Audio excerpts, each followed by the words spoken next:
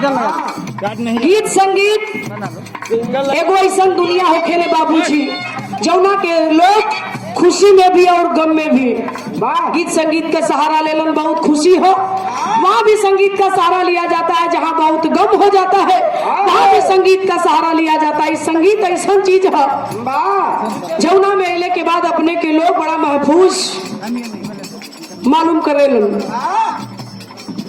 बड़ी बड़ी आजकल मार्केट में गीत तहलका मचोले बा यूपी बिहार एमपी तक। बड़ी बड़ी गीत मास्टर क्या बजाओ खुआ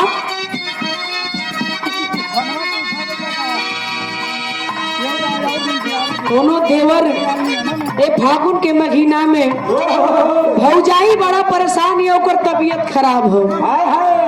अच्छा तो बतावा दूल्हा घरे ना आ रही है आ कौनो तकलीफ होई तो कैसे कहाई? सास से कहाई, ससुर जी से तो कहे में लाज लगी, सास से कहबू अगर सास से ना कह पावत आदमी तो देवर से कही। कौनो भौजाई बड़ा परेशान है अपनी देवर से कहलस कि ये देवर बबुआ बड़ा देगी में दर्द होता, बड़ा शरीर में पीड़ा बा। देवरवा बड़ी मानत रहे भौजैया से कहलस कि ये भौजी अरे हमारे रहते तो के काहे तकलीफ हुई हो भौजी, हम बटले न बनी, भैया ना हुआ तो का भइल, हम बटले न बनी, हम दवाई लिया के दे। काहे परेशान बड़ो का भइल बताओ थे दुल्हिया।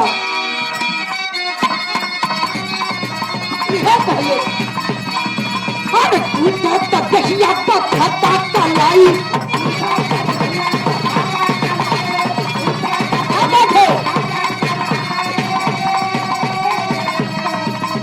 ले आओ बदबरू का रात के दवाई, ले आओ बदबरू का रात के दवाई।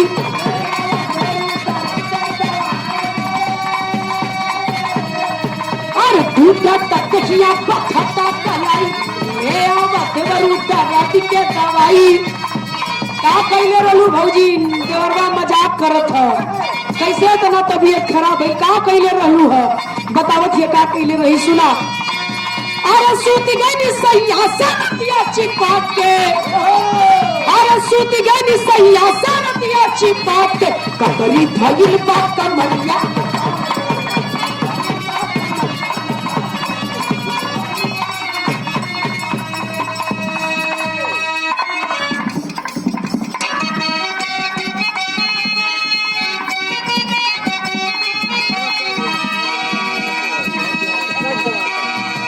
बारे महाराज गजब गजब दिमाग बा भाई।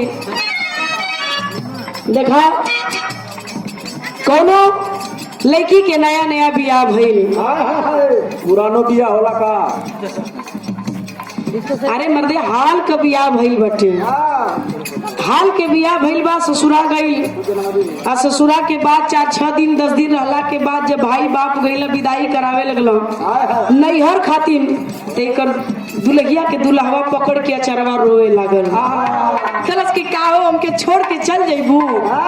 दुल्हिया कलश की जात है त अइबे न करब, क्यों हरे रह जाई जात ही आइला। दुल्हिया कलश की रोवा मत, का रोवेला का रोवेला हो, जल्दी आई कहत बे का कहलस मास्टर।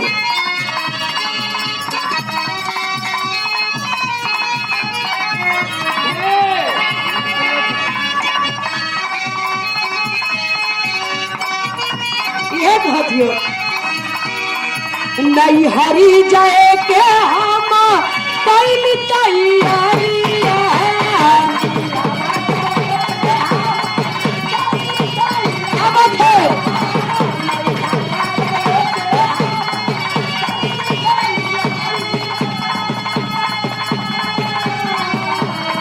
नहीं हरी जाए के हम कहीं हरी आयर गाड़ी लेके अइले हमर भैया।